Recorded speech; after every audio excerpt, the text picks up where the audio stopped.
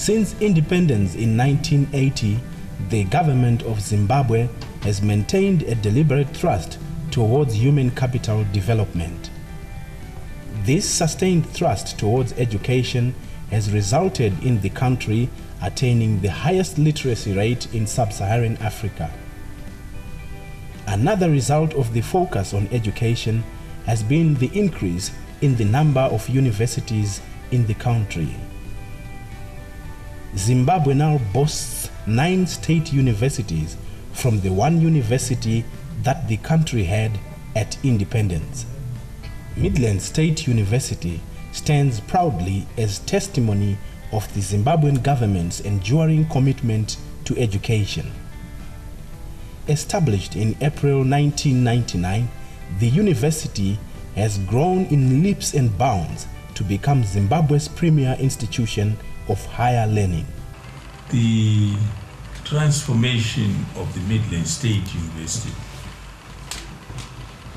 from GTC was on the basis of an Act of Parliament which gave a broad-based mandate which envisaged a university that would focus on natural sciences, physical sciences, the humanities, social sciences, and it was on the basis of that mandate that we initially set down in the year 2000-2001 to come up with the first strategic plan of this institution. The rise of Midlands State University to the pinnacle of higher education in Zimbabwe has not been plain sailing. Indeed, the journey has been arduous, characterized initially by inadequate infrastructure and exacerbated by the economic downturn that affected the country at the turn of the millennium. At its inception, and with an initial enrollment of about 400 students, the university inherited the old Gweru Teachers College premises with a size of 71 hectares for use in its day-to-day operations. The university also inherited the Batanai campus with a size of 5.2 hectares.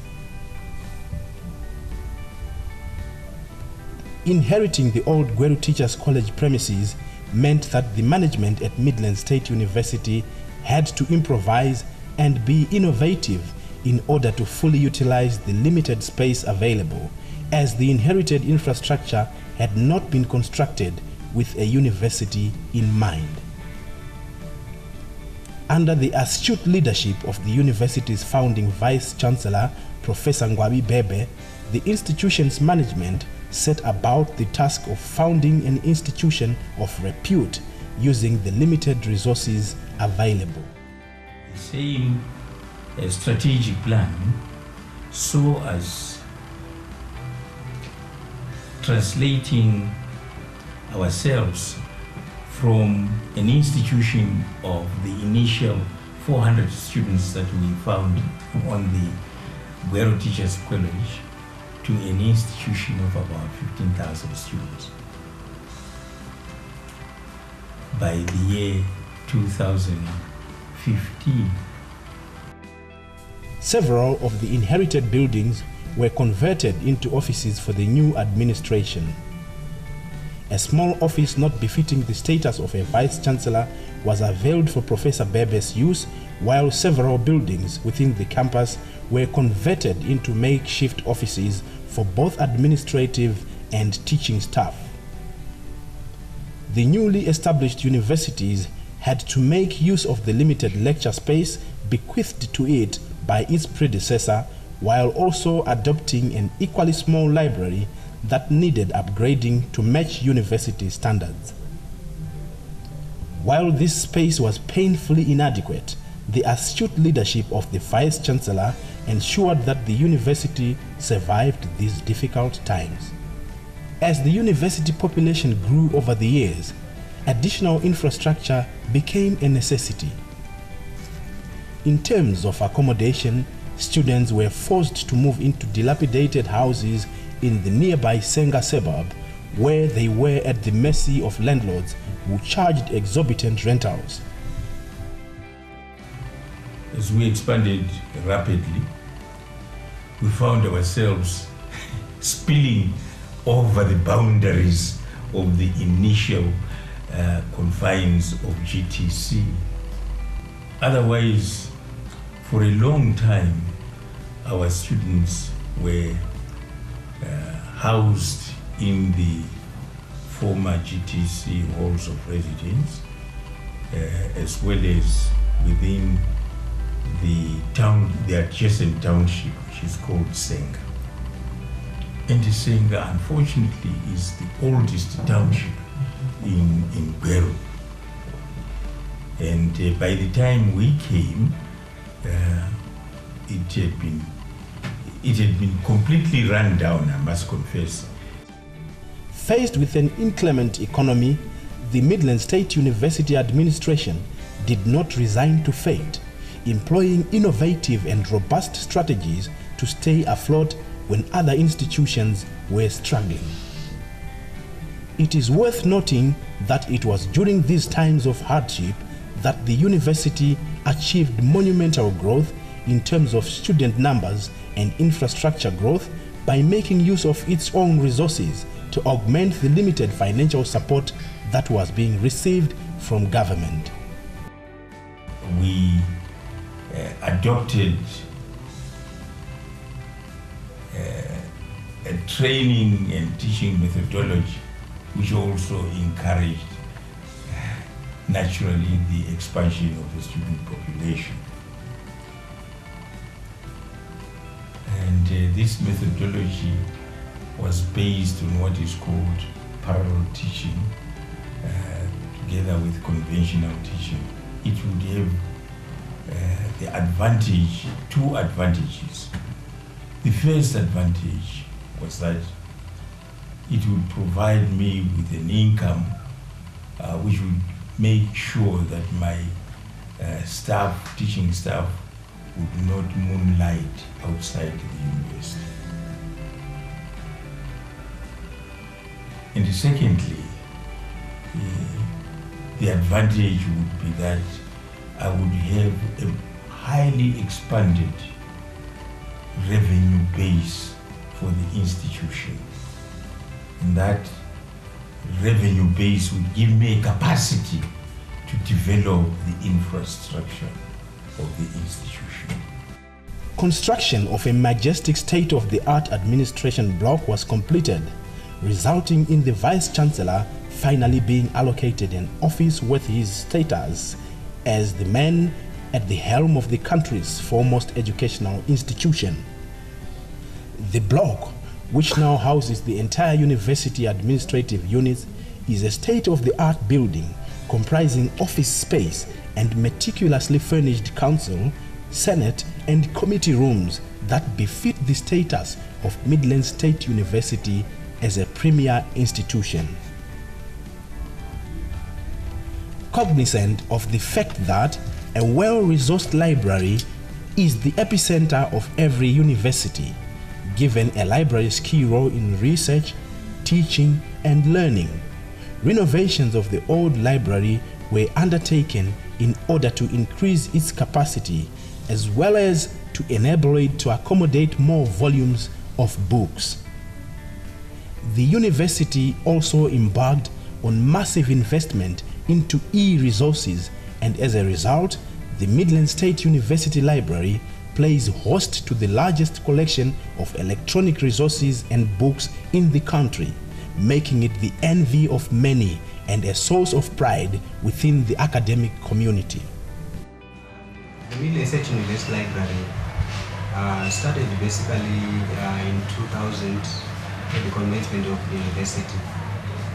We inherited the library facilities from the then Gweru Teachers College, and our collection at that time was maybe about 20,000 hardcopy books. There was nothing to talk about in terms of electronic information resources. So we have over 100,000 hardcopy books that cover all the disciplines that are taught by the university. And then in terms of the electronic information resources, I'm proud to say that we have several electronic journals, subscription-based electronic journals, and several subscription-based electronic books. Investment in the library was complemented by investment in the establishment of a robust information communication technology system.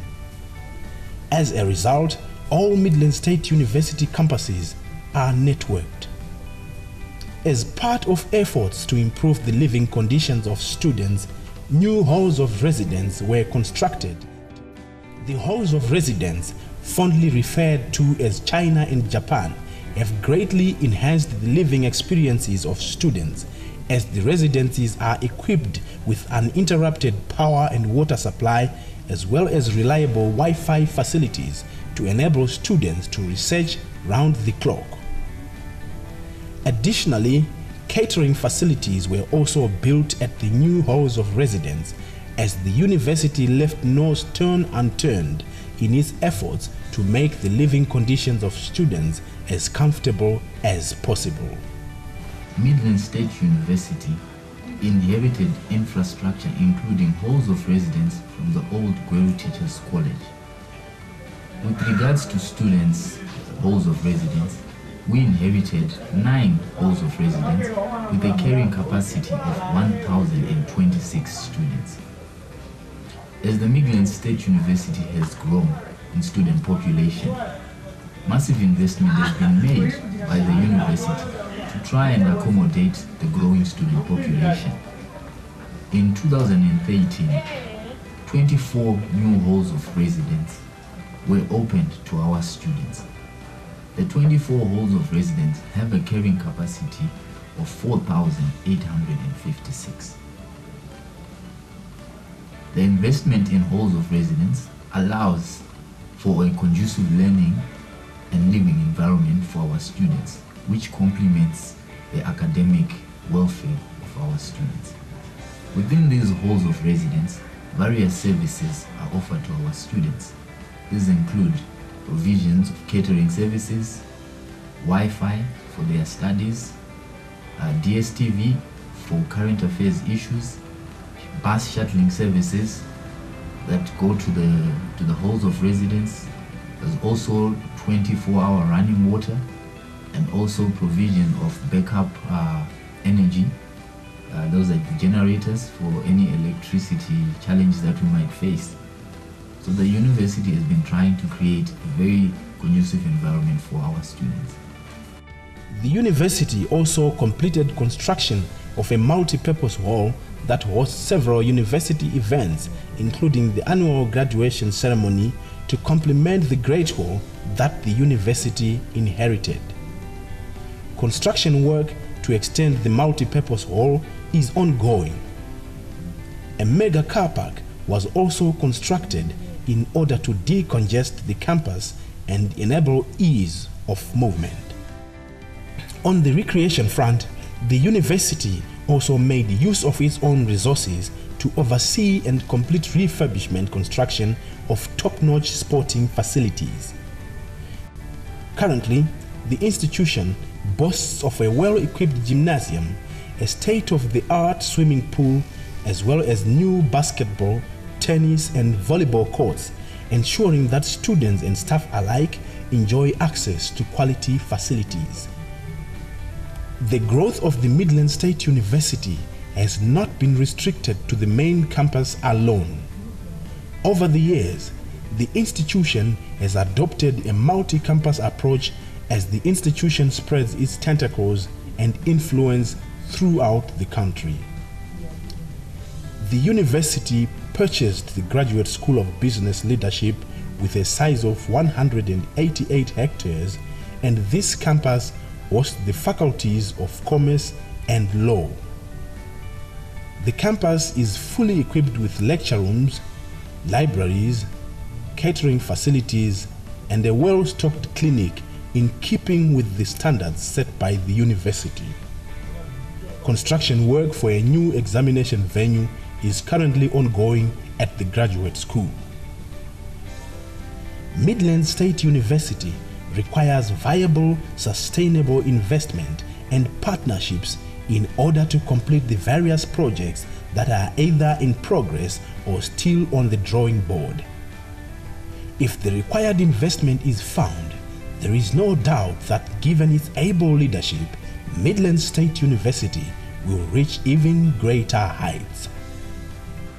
We still fall far short from the ideal situation where we can increase the number of students that are accommodated in the halls of residence. We pride ourselves in developing students that are well-rounded and are holistic. These students have an education both inside and outside the classroom. An investment in the halls of residence allows us to ensure that the whole learning environment